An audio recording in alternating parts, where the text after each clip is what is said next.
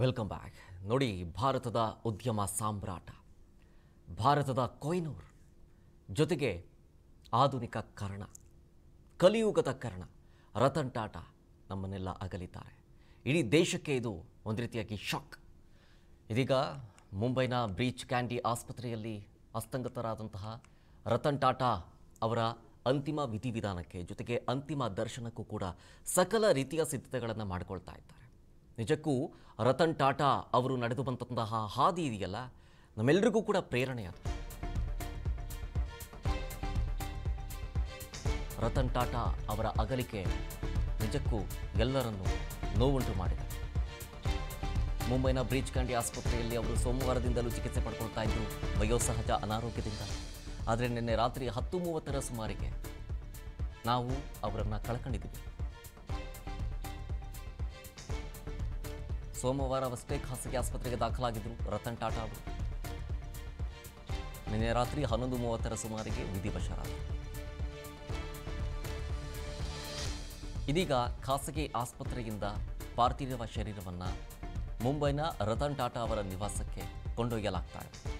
ಅಲ್ಲಿ ಅವರ ಆಪ್ತರು ಜೊತೆಗೆ ಕುಟುಂಬಸ್ಥರು ಅಂತಿಮ ದರ್ಶನವನ್ನು ಪಡ್ಕೊಳ್ತಾರೆ. ಅವರ ಆಪ್ತರು ಕುಟುಂಬಸ್ಥರು ಅಂತಿಮ ದರ್ಶನವನ್ನು ಅವರ ನಿವಾಸದಲ್ಲಿ ಪಡೆದುಕೊಂಡ ನಂತರ ಮುಂಬೈನ NCPAನಲ್ಲಿ ಸಾರ್ವಜನಿಕ ದರ್ಶನಕ್ಕೆ ವ್ಯವಸ್ಥೆಯನ್ನು ಮಾಡಿಕೊಳ್ಳಲಾಗಿದೆ. ಈಗಾಗಲೇ ಬೆಳಗ್ಗೆ 10 ಗಂಟೆಯಿಂದ ಸಂಜೆ 4 ಗಂಟೆ ತನಕ ಅಂಥೇಳಿ ಮಹಾರಾಷ್ಟ್ರ ಮುಖ್ಯಮಂತ್ರಿ ಏಕನಾಥ್ ಶಿಂದೆ ಅವರು ಘೋಷಣೆ ಮಾಡಿದ್ದನ್ನು ಗಮನಿಸಬಹುದು. ಅವರು ನಡೆದು ಬಂದ ಹಾದಿ ಟೆಕ್ಸ್ಟ್ ಮುಖಾಂತರ ನೀವು ಗಮನಿಸ್ತಾ ಇದ್ದೀರಿ ಟಿವಿ ಸ್ಕ್ರೀನ್ ಮೇಲೆ. 1969 ಟಾಟಾ ಸಮೂಹಕ್ಕೆ ಪ್ರತಿನಿಧಿಯಾಗಿ ಕೆಲಸವನ್ನು ಸ್ಟಾರ್ಟ್ ಮಾಡ್ತಾರೆ. ಉದ್ಯಮ ಕ್ಷೇತ್ರದ ದಿಗ್ಗಜ ಅಂತ ಅನಿಸ್ಕೊಳ್ತಾರೆ. ಪ್ರತಿ ಕ್ಷೇತ್ರದಲ್ಲೂ ಕೂಡ ಟಾಟಾ ಕಂಪನಿಗಿದೆ. ಫಿನಾನ್ಸ್ ಕಂಪನಿಲಿ ಅಲ್ಲೂ ಕೂಡ ಇದೆ, ಆಟೋಮೋಟಿವ್ ಅಲ್ಲೂ ಇದೆ, ಟೆಲಿಕಾಂ ಮತ್ತು media, lifestyle, food, beverages, ಟೆಕ್ನಾಲಜಿಲಿ ಇಂಡಸ್ಟ್ರಿಯಲ್ಲಿದೆ, ಇ ಕಾಮರ್ಸಲ್ಲಿದೆ, ಟ್ರಾವೆಲಲ್ಲಿದೆ, ಇನ್ಫ್ರಾದಲ್ಲಿದೆ, ಮೆಟಲ್ಸಲ್ಲಿದೆ, ಏರೋಸ್ಪೇಸಲ್ಲಿದೆ. ಯಾವ ಕ್ಷೇತ್ರದಲ್ಲಿ ಇಲ್ಲ ಹೇಳಿ? ಯಾವ ಕ್ಷೇತ್ರದಲ್ಲಿ ಇಲ್ಲ? ನಿಜಕ್ಕೂ ಇಷ್ಟು ದೊಡ್ಡ ಸಾಮ್ರಾಜ್ಯವನ್ನು ಕಟ್ಟಿ ಬೆಳೆಸೋದಿದೆಯಲ್ಲ, ಜೊತೆಗೆ ಅದರಲ್ಲಿ ಬಂದಂತಹ ಆದಾಯವನ್ನು ದಾನ ಮಾಡೋದಿದೆಯಲ್ಲ, ನಿಜಕ್ಕೂ ಗ್ರೇಟ್. ರತನ್ ಟಾಟಾ ಅವರು ನಮ್ಮನ್ನೆಲ್ಲ ಅಗಲಿದ್ದಾರೆ. ಈಗ 1937 ಡಿಸೆಂಬರ್ 28 ಅವತ್ತು ಜನಿಸಿದ್ದು ರತನ್ ಟಾಟಾ. ಭಾರತದ ಕೊಯ್ನೂರು ಜನಿಸಿದಂತಹ ದಿನ ಅವತ್ತು. ಸೋನಿ ಹಾಗೂ ನವಲ್ ಟಾಟಾ ಅವರ ಪುತ್ರ ರತನ್ ಟಾಟಾ ಅವರು ಮಹಾರಾಷ್ಟ್ರದ ಮುಂಬೈನಲ್ಲಿ ರತನ್ ಟಾಟಾ ಅವರು ಜನಿಸ್ತಾರೆ. 1955ರಲ್ಲಿ ಇಂಜಿನಿಯರಿಂಗ್ ವ್ಯಾಸಂಗಕ್ಕೆ ಅಂತ ಹೇಳಿ ಅಮೆರಿಕ ಪ್ರವಾಸವನ್ನು ಕೈಗೊಳ್ತಾರೆ. 7 ವರ್ಷಗಳ ಕಾಲ ನ್ಯೂಯಾರ್ಕ್ನಲ್ಲೇ ವಾಸ ಮಾಡ್ತಾರೆ. 1962ರಲ್ಲಿ ಆರ್ಕಿಟೆಕ್ಚರ್ ವಿಷಯದಲ್ಲಿ ಪದವಿಯನ್ನು ಪಡ್ಕೊಳ್ತಾರೆ ಅವರು. ಆಮೇಲೆ 1962ರಲ್ಲಿ ಟಾಟಾ ಇಂಡಸ್ಟ್ರಿಯಲ್ಲಿ ಸಹಾಯಕನಾಗಿ ಸೇರ್ಪಡೆಗೊಳ್ತಾರೆ. ಟಾಟಾ ಮೋಟಾರ್ಸ್ 6 ತಿಂಗಳ ಕಾಲ ಟ್ರೈನಿಂಗ್ ಪಡ್ಕೊಂತಾರೆ ಅವರು. 1963 ತರಬೇತಿಗೆ ಅಂಥೇಳಿ ಟಾಟಾ ಸ್ಟೀಲ್ ಕಂಪನಿಗೆ ಹೋಗ್ತಾರೆ ಅವರು. ಅವತ್ತಿನ ಟಾಟಾ ಐರನ್ ಮತ್ತು ಸ್ಟೀಲ್ ಕಂಪನಿಯಲ್ಲಿ ತರಬೇತಿಯನ್ನು ಮಾಡ್ಕೊಳ್ತಾರೆ. ಜಮ್ಶೆಡ್ಪುರದಲ್ಲಿರುವಂತಹ ಕಂಪನಿಯಲ್ಲಿ ತರಬೇತಿಯನ್ನು ಪಡ್ಕೊಳ್ತಾರೆ. 1965 ಟೆಸ್ಕೋ ಇಂಜಿನಿಯರಿಂಗ್ ವಿಭಾಗದಲ್ಲಿ. 1969 ಟಾಟಾ ಸಮೂಹಕ್ಕೆ ಪ್ರತಿನಿಧಿಯಾಗಿ ಕೆಲಸವನ್ನು ಸ್ಟಾರ್ಟ್ ಮಾಡ್ತಾರೆ. ಆಸ್ಟ್ರೇಲಿಯಾದಲ್ಲಿನ ನಿವಾಸಿ ಪ್ರತಿನಿಧಿಯಾಗಿ ಕಾರ್ಯನಿರ್ವಹಣೆ ಮಾಡ್ತಾರೆ. 70ರಲ್ಲಿ ಭಾರತದಲ್ಲಿ ಟಾಟಾ ಕನ್ಸಲ್ಟೆನ್ಸಿ ಸರ್ವೀಸಸ್ಗೆ ಸೇರ್ಪಡೆಗೊಳ್ತಾರೆ. 71ರಲ್ಲಿ ರಾಷ್ಟ್ರೀಯ ರೇಡಿಯೋ ಎಲೆಕ್ಟ್ರಾನಿಕ್ಸ್ ಉಸ್ತುವಾರಿಯನ್ನು ವಹಿಸಿಕೊಳ್ತಾರೆ. ಇಂತಹ ದೇಶದ ಧೀಮಂತ ನಾಯಕ ಇವತ್ತು ನಾವು ಕಳ್ಕೊಂಡಿದ್ದೇವೆ. 1974 ಟಾಟಾ ಸನ್ಸ್ ಬೋರ್ಡ್ಗೆ ನಿರ್ದೇಶಕರಾಗಿ ಸೇರ್ಪಡೆಗೊಳ್ತಾರೆ. 75ರಲ್ಲಿ ಅಡ್ವಾನ್ಸ್ ಮ್ಯಾನೇಜ್ಮೆಂಟ್ ಶಿಕ್ಷಣವನ್ನು ಪಡೆದುಕೊಳ್ತಾರೆ. ನೋಡಿ, ಹಾರ್ವರ್ಡ್ ಬಿಸ್ನೆಸ್ ಸ್ಕೂಲ್ನಲ್ಲಿ ರತನ್ ಟಾಟಾ ಅವರು ವ್ಯಾಸಂಗ ಮಾಡ್ತಾರೆ, ಕಲ್ತ್ಕೊಳ್ತಾರೆ ಅಲ್ಲಿ. ಆಮೇಲೆ 81ರಲ್ಲಿ ಟಾಟಾ ಇಂಡಸ್ಟ್ರಿನ ಮುಖ್ಯಸ್ಥರಾಗಿ ನೇಮಕಗೊಳ್ತಾರೆ. ಆಮೇಲೆ 86ರಿಂದ 89 ಏರ್ ಇಂಡಿಯಾ ಮುಖ್ಯಸ್ಥರಾಗಿಯೂ ಕೂಡ ಸೇವೆ ಸಲ್ಲಿಸ್ತಾರೆ. 91ರಲ್ಲಿ ಟಾಟಾ ಸನ್ಸ್ ಮತ್ತು ಟಾಟಾ ಟ್ರಸ್ಟ್ನ ಮುಖ್ಯಸ್ಥರ ಹೊಣೆಯನ್ನು ವಹಿಸಿಕೊಳ್ತಾರೆ. JRD ಟಾಟಾ ಇದ್ದೀರಲ್ಲ, ಅವರಿಂದ ರತನ್ ಟಾಟಾ ಅವರಿಗೆ ಹಸ್ತಾಂತರವಾಗುತ್ತಾರೆ. JRD ಟಾಟಾ ಅವರಿಂದ ಆಮೇಲೆ 1991 ಆರ್ಥಿಕ ಉದಾರೀಕರಣ ವೇಳೆ ಮರು ವಿನ್ಯಾಸವನ್ನು ಮಾಡೋದು.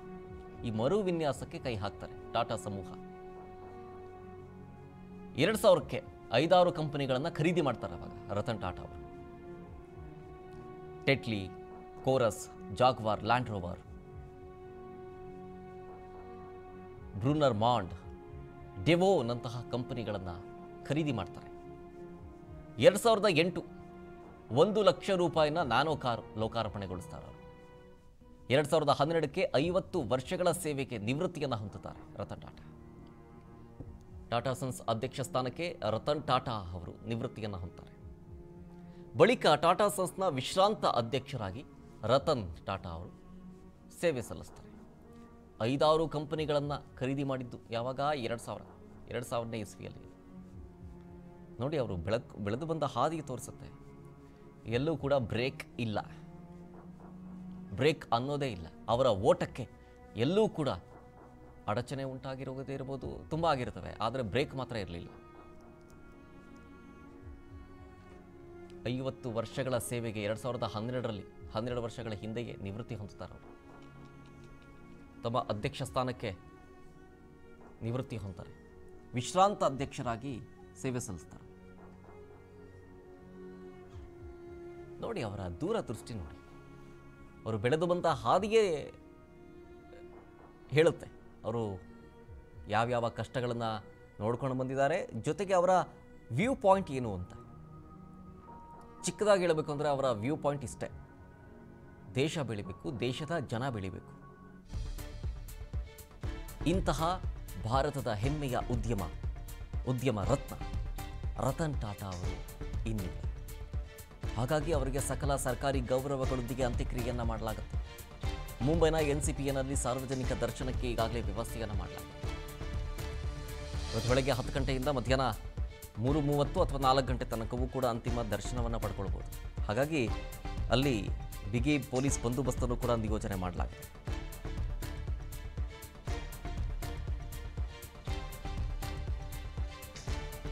ಮುಂಬೈನ ವರ್ಲಿ ರುದ್ರಭೂಮಿಯಲ್ಲಿ ಕಡೆಗೆ ಅಂತ್ಯಕ್ರಿಯೆಯನ್ನು ನೆರವೇರಿಸಲಾಗುತ್ತೆ. ಇಂತಹ ಸಾಮ್ರಾಟವನ್ನು ನಾವು ಕಳ್ಕೊಂಡಿದ್ದೀವಿ, ದುಃಖತಪ್ತರಾಗಿದ್ದೀವಿ. NCPA ಗೇಟ್ ನಂಬರ್ 2ನಲ್ಲಿ ಬ್ಯಾರಿಕೇಡನ್ನು ಈಗಾಗಲೇ ಅಳವಡಿಸಿ ಬಿಗಿ ಪೊಲೀಸ್ ಬಂದೋಬಸ್ತನ್ನು ನಿಯೋಜನೆ ಮಾಡಲಾಗಿದೆ. ಯಾಕೆಂದರೆ ಇಡೀ ದೇಶವೇ ಹೆಮ್ಮೆ ಪಡುತ್ತೆ.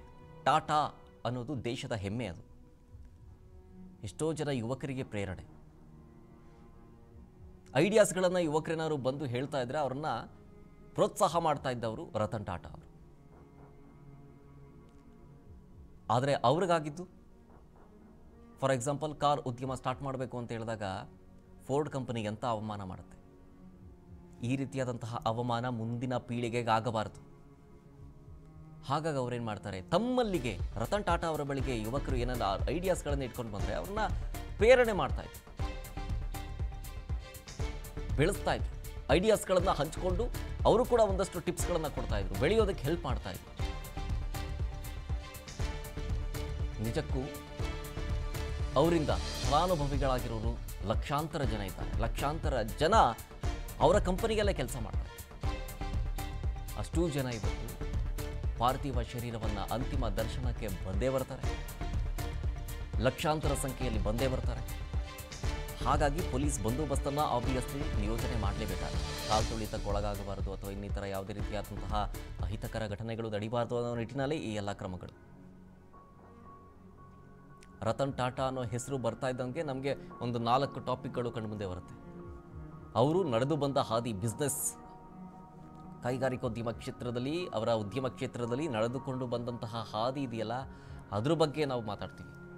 ಆಮೇಲೆ ಅವ್ರು ಯಾಕೆ ಇನ್ನೂ ಸಿಂಗಲ್ ಆಗಿದ್ದಾರೆ ಅಂತೇಳಿ ಗೊತ್ತಿಲ್ಲದಂತಹ ಕೆಲವೊಂದಿಷ್ಟು ಯುವಕರು ಕೇಳ್ತಾರಲ್ಲ, ಆ ಕುತೂಹಲ ಇದೆಯಲ್ಲ, ಅದಕ್ಕೆ ಉತ್ತರ ಕೊಟ್ಟಾಗ ಅವರ ಎಕ್ಸ್ಪ್ರೆಷನ್ ಇರುತ್ತಲ್ಲ, ನಿಜಕ್ಕೂ ಆಶ್ಚರ್ಯ ಮನೋಭಾವವನ್ನು ಹೊಂದಿರ್ತಾರೆ. ಈ ರೀತಿಯಾದಂತಹ टॉपिकल करना आपको पता है कि टाटा ग्रुप की तरफ से प्रेस रिलीज दिया गया है सुबह 10 बजे से लेके 3:30 बजे तक उनका जो पार्थिव शरीर है वो दर्शन के लिए NCPA में रखा जा रहा है और पुलिस की तरफ से बंदोबस्त तो रहेगा, पर हमारा आप सबको अपील है कि जो लोग वहाँ दर्शन के लिए आएंगे वहाँ पे पार्किंग की सुविधा नहीं है, तो जो लोग आएंगे उनको यही पुलिस की तरफ से जो इंस्ट्रक्शंस दिए जाएंगे वो आप फॉलो करेंगे और जो पार्किंग है वहाँ पे ड्रॉपिंग पॉइंट से आपको आगे गाड़ी लेके जाने के लिए वहाँ पे ऑब्स्ट्रक्शन होगा। तो जो भी लोग वहाँ आना चाहते हैं वो अपना पार्किंग की फैसिलिटी जहाँ पे अवेलेबल है वो देख के वहाँ पे आने की कोशिश करें। तो ये सिर्फ जो एनसीपीए का जो एरिया है जहाँ पे विनय के शाह मार्ग है और मुरली देवरा चौक है एयर इंडिया जंक्शन के आगे, वो वाला जो पोर्शन है वहाँ पे पार्किंग रेस्ट्रिक्शंस रहेगा और वहाँ पे जो लोग आएंगे उनको 10 से 3 बजे तक दर्शन वो ले सकते हैं, परंतु वहाँ पे